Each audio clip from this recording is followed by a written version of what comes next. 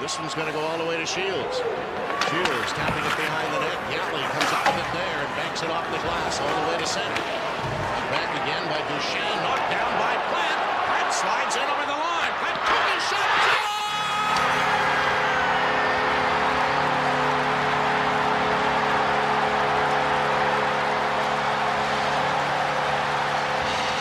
Are you ready, Legion of Doom? Here come the Buffalo Sabres!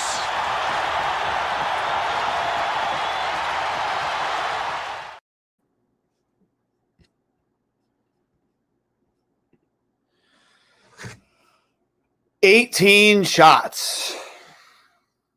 18 shots on goal.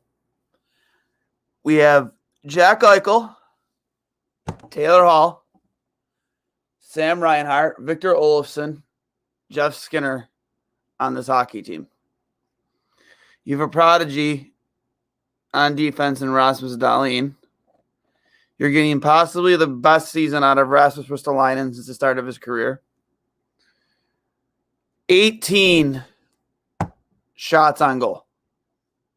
You were dominated in literally every offensive category, from scoring chance to shots attempted in the slot, carrying the offensive zone entries, all of it. Shots attempted, all of it. You were just dominated from start to finish. Outshot, I believe, was I want to say it was 45 or 48 to 18. Like, I don't even know the exact number. Honest to God, I've just never. I've said this before. I thought it'd be hard to be more miserable this year as I was last year. And only this team could make that happen. And this coach. And just the continuous terrible lineups he puts in, and just Okposo in the top 6. Jeff Skinner continuously on the 4th line. It's just, I mean, I don't understand the logic anymore. I just don't. I clearly Jack's playing hurt, has since the start of the season. He's dealing probably with 2 injuries, and now the injury he sustained in training camp, and then the injury he sustained in Jersey. It's just, are we just playing to lose at this point? Is that what this is? Are we? Has the team essentially given up on the season? Because you can't, is this the 4th or 5th straight loss? Everybody in the chat, is this 4 or 5? Is this 5? 5 straight losses? Can anyone give me an answer? Yeah,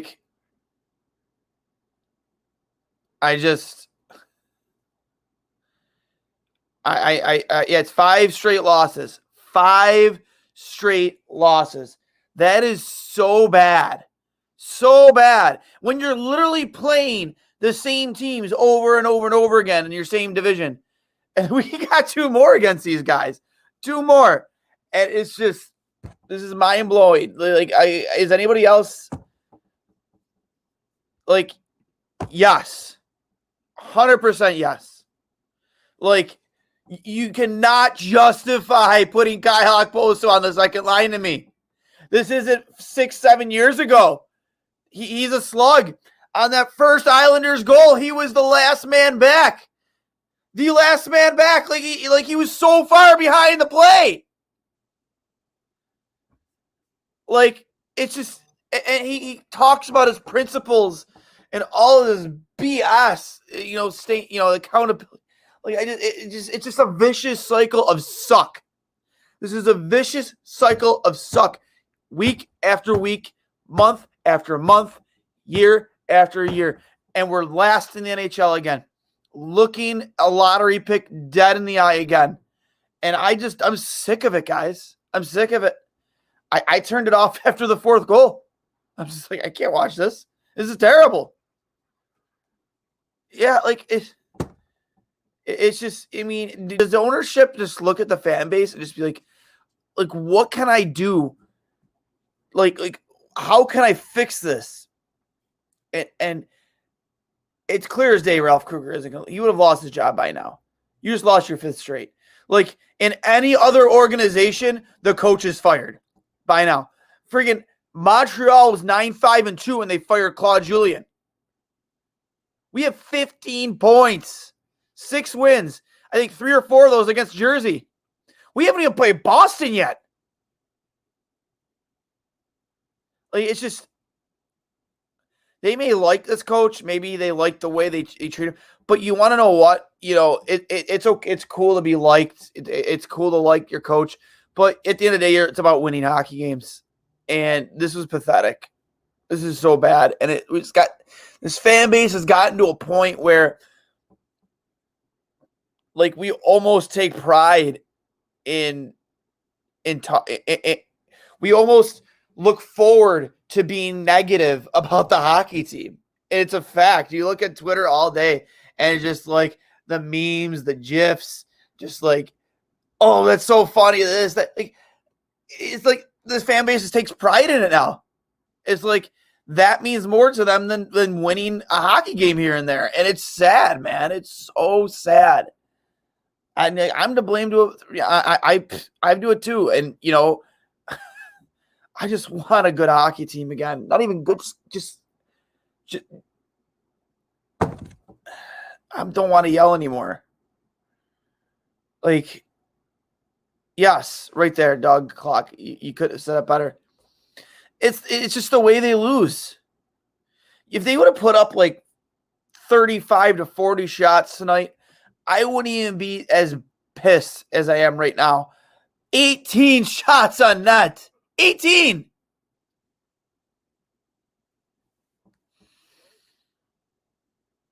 Like, what do you guys think has to be done? Like, what has to be done? I mean, I wish. Yeah, hire somebody to have full control of the team. Bring in real hockey mind people. Like, this season's lost. Like, this is another must-win game, and that's the effort you come out with. You came out flat. You came out completely flat. Another early goal, down 2-0. You give this Islanders team a lead going to the third period. You might as well mail it in because you're not. It's. And I played that clip to start because we had on for a special installment of 2 goalies on Mike last night. We had on Rob Ray, Dixon Ward, Matt Barnaby, and Derek Plant to have a watch as many as you watched, a watch party of that particular game, a Derek Plant Game 7 overtime game. And one of the things they talked about most was how much of a family that locker room was. And the biggest thing that was mentioned is every player had a role on that team, and you never needed to look to one guy to be the guy to stand up and say something. Everybody was willing to say something. And it didn't matter who you were when you came into that lineup, you were treated like you were a veteran. You weren't just a rookie, you were treated like a veteran. You were treated with respect. But when time came to criticize somebody, there were players in that room that weren't afraid to do it and call each other, hold each other accountable. And the best part of it is the players being held accountable didn't take it personally because they understood where it was coming from. That was for the betterment of the team. And like the purpose was to fix things that needed to be fixed. That's what this locker room needs. It doesn't have to come from Jack Eichel. Just because Jack Eichel wears a C doesn't mean it has to come from him. It come from anybody in that locker room. Dylan Cousins tried it last game, on the ice rather than speaking up in the locker room. He did it on the ice, and then they responded with 5 shots in the rest of that period in a game they were losing, and then they come out with 18 shots tonight. Like, this should they need to fire somebody should lose their job. Like 150%. Somebody needs to lose their job over this. Like, I can't stress that enough. Like, why? Like, any other team, like, people would get fired, and I get it. We can't keep going through this carousel of coaches, but like, you have all this offensive power on your team in Hall, Eichel, Skinner, Reinhart, Olofsson, Cousins, and you just come out flat like that? Like, 18 shots on net? Rangers are not, like, what? 1 goal in 3 games played? 1 goal scored? What? It's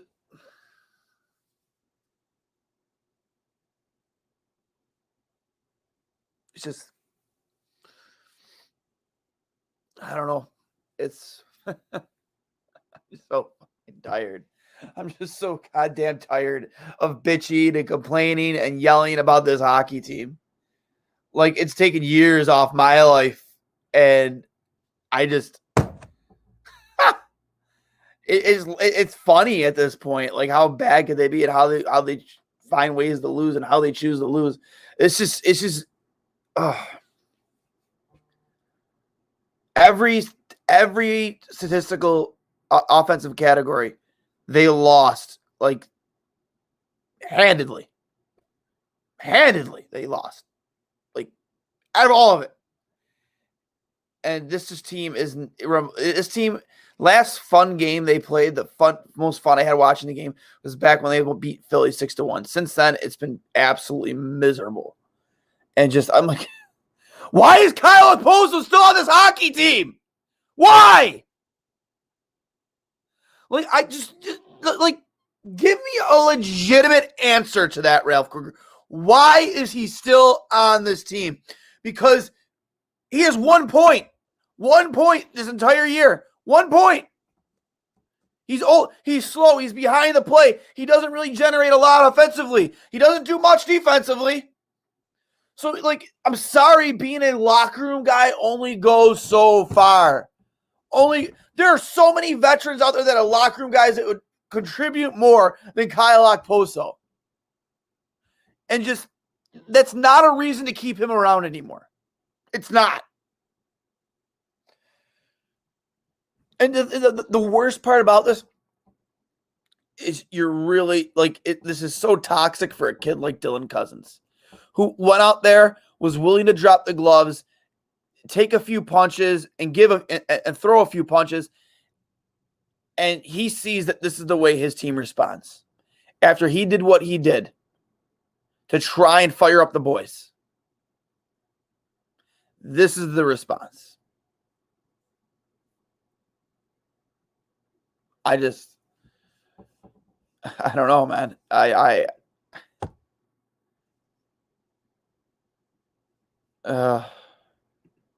Yeah, he's a great dump and bump role player. Fits Kruger's great game plan. All of Kruger's principles that he talks about. I just don't even want to listen to his bullshit anymore in his post-game interviews and with the media. Like, it's just a bunch of bullshit. I mean, he can throw all his awesome buzzwords out there all he wants, man. It's all, at the end of the day, all it is bullshit. Literally, dump and chase for 45 minutes. When you have so much elite talent and speed on this team, you're just playing dump and chase hockey. Like, dude, it's so obvious that the game has passed Ralph Kruger by in the way it's played today, and how like, back with the times back when he coached with Edmonton compared to now, like, he hasn't changed a thing. He isn't with the times of the current game. And it shows so much in his lineups every night. It just shows, and just the way they play. You're asking players to play out of character, like, not putting certain players in positions to succeed. It's just, I don't. It just, yes, it does. It makes no sense. Makes no sense. I just, honestly, yeah, just Russ Eichel at this point. It feels like it's just like he's playing hurt.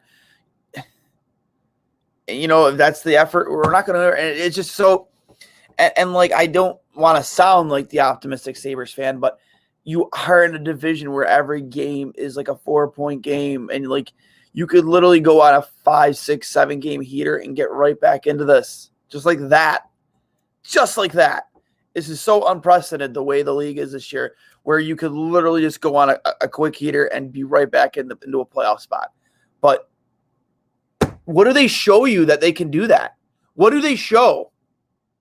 What do they show us that there's like, yeah, we can do that? If they get swept by the Islanders here, man, and Kruger still has a job at the end of it, I think I'm done. I can't anymore. What is said between periods? I would love to know. I would love to know who's doing all the talking. It is maddening. Gallant, Bedreau, Julian. Like, there's so many guys out there. I would love Gallant. I mean, Julian, yeah, sure. Like, anybody's better than this coach. Snake oil salesman, man. He uses all the right buzzwords. Got Kim and Terry Pegula feeling all, comfortable, and he's a safe choice. We like this guy. Like, what are they even watching the games? Do you guys think they're watching the games? Honestly, like, do you really think that they watch the games at this point? I find it hard to believe, because as an owner, if I was watching this, like, I'd be on the phone with my general manager saying, you need to tell him that he needs to fix the way his lineups, or he's gone. Like, because this inexcusable. So, Here's another installment of I'll Hang Up and Listen, guys. Thanks for swinging by. Do we say let's go Sabres? Let's go Buffalo. Man, just watching that game, watching that game last night with those players, Barnaby, Ray, Ward, Dixon Ward, and Derek Plantley, just took me back to such good times when this team just cared about the fan base and cared about. I'm not saying that. I'm sure there's a lot of players in that team in this team right now that care. I know there is. It's just no accountability. None. So, love you guys. I'll hang up and listen.